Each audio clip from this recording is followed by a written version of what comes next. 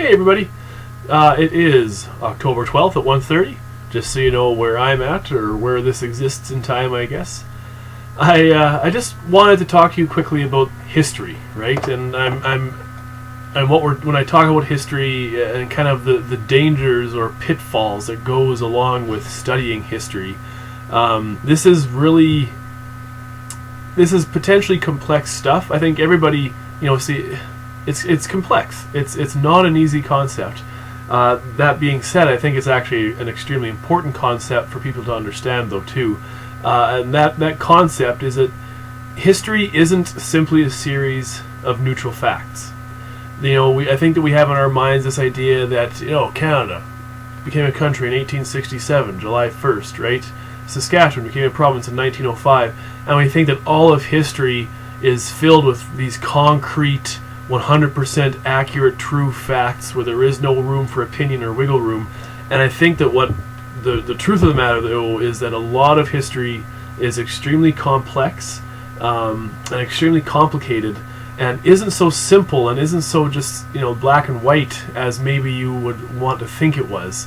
And so I think we have to be careful. So when we're reading history, and for the rest of your life, whenever you read about history or even current events, you are not reading about that event. You are not reading about you're not reading about that event or that event itself. You are reading someone's interpretation of that event, and that's a huge difference. Think back to that example I gave about the CFL Grey Cup game, right? That all of history acts in the same way. That the people that record it, those historians, they bring with them beliefs, biases, opinions. And whether they know it or not, those are going to influence the way that they write about these things. There's a really famous quote that I think you need to remember again, that history is written by the winners. And that was said by Winston Churchill, the British Prime Minister in World War II. History is written by the winners. What does that mean to you? What does that mean to you? I use World War II as an example. Winston Churchill, British Prime Minister during World War II. What if the Nazis had won? Would they still be the bad guys?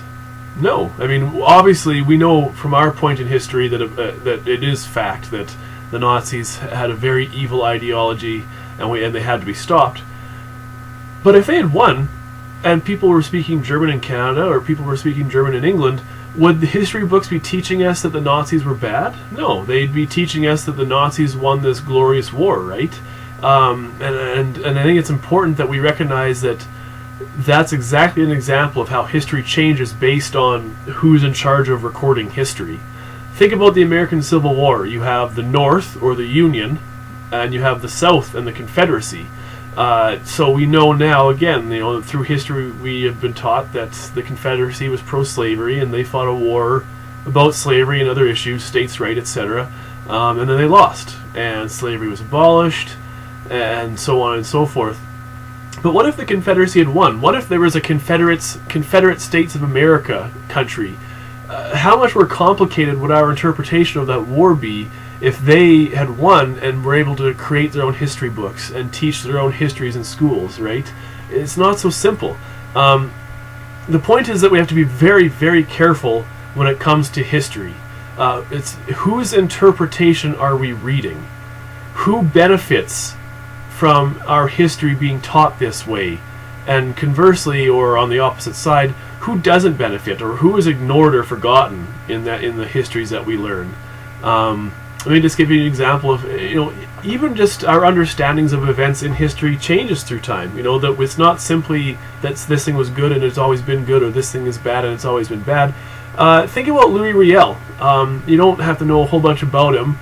I'm sure probably most of you have heard of the man. He led a rebellion in Canada, 2 rebellions in Canada in the 1860s and 1880s. He was hanged for treason by the Canadian government after the second one in 1885. For a long time, he was considered a traitor. For a long time, Canada and Canadian history treated him as a bad guy, that he fought against us and, he got what he deserved, I guess, right? He rebelled. But what we've learned more in the more recent decades, Louis Riel has become a hero, because what we realize is that he was actually rebelling and resisting for reasons that were very legitimate, right? That Métis peoples and Indigenous peoples at the time were being violently oppressed. and that they needed someone to stand up and fight for their rights. And the things that Louis Riel fought for, the things that he believed in, today we take for granted, right? The equality of people regardless of race or religion. At the time, that wasn't a given. In the 1860s and 1880s, that was not guaranteed. In fact, it was assumed that non-white people were inferior. Now we know that that sort of belief is wrong, and so now Louis Riel is seen as a hero for his people, whereas in previous decades he was a bad guy. And again, and another example, we're going to read about it. You'll read about it in a second here as you go down this lesson. But Christopher Columbus. I mean, going through school, I was taught, in 1492, Christopher Columbus sailed the ocean blue or whatever, that he was this hero, this adventurer that discovered the Americas, and because of him, we have this whole new world of wealth and majesty that the European powers could then use to develop empires and push us into the new world, right? But that's being told from the perspective of Europeans who were trying to justify what they were doing in America. We think that the Americas were empty when Christopher Columbus got here, but they weren't. In fact, estimations were that there were tens of millions, even as high as 80 or 90 million indigenous people living in the Americas at the time of Christopher Columbus landing in 1492.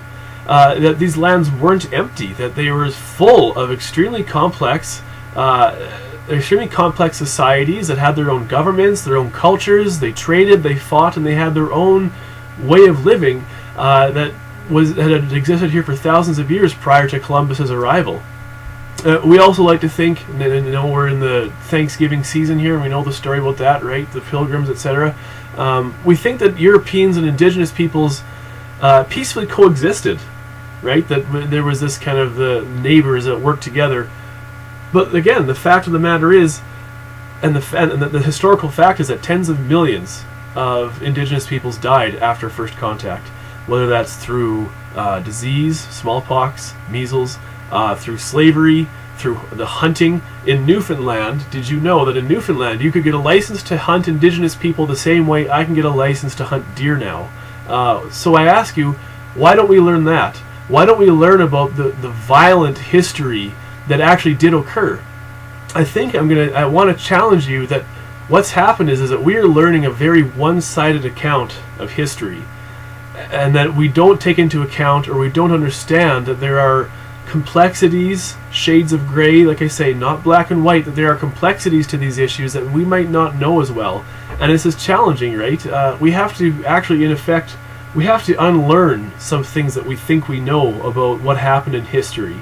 We have to unlearn and relearn these historical events, because I think that what happens is that if we don't do this, and we continue to say, oh, Christopher Columbus was this great explorer, this great man, was a hero, we ignore the fact that he was a slave trader and a violent, brutal dictator almost in the New World, that we're reinforcing inequality, we're reinforcing oppression in the modern world. And it's a really complicated but also very important idea. Let me give you some other examples of how history has changed, or how our interpretation of events has changed through history. The year is 2017. If you go back just 100 years, 101 years, 1916, 1917, women weren't legally considered human in Canada, that they could not own property, they could not vote, that they were the property of their husband. Up until the 20th century, not that long ago, my grandma, and millions of other grandmas, right, your grandmas, they would know people, right? They would have spent a lot of their life living with people that were alive in 1916. This is not that long ago. We always think that history is this long forgotten thing, but it's not that long ago, right? My grandma knew people that lived during this time period where women weren't considered human, that they were not legally considered human same way that men were considered human. They didn't have the same rights. They didn't have the same privileges or opportunities.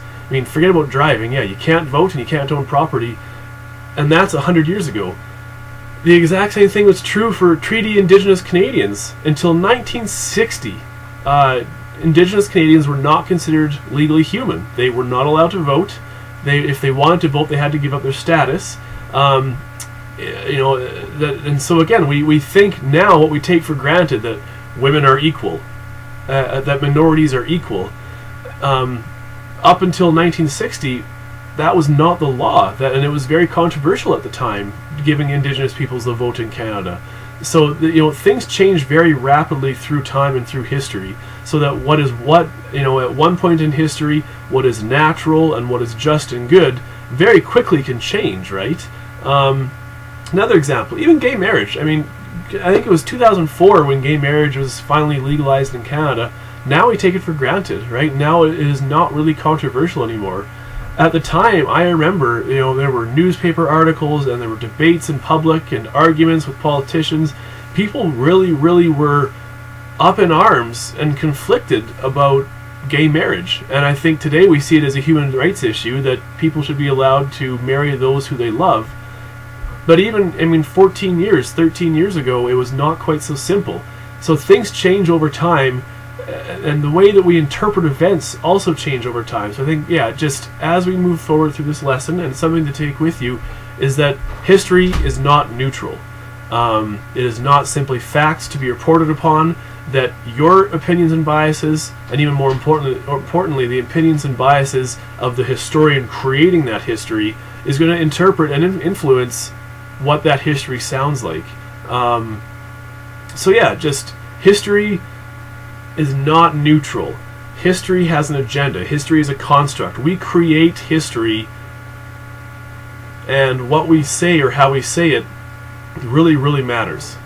Hopefully that made sense. I hope that serves as a bit of a primer introduction. Keep going through the lesson now and learn kind of these forgotten histories about colonialism and these forgotten histories about Christopher Columbus, and see if you can think about these ideas that I have in this video for you now. Awesome. Thanks a lot.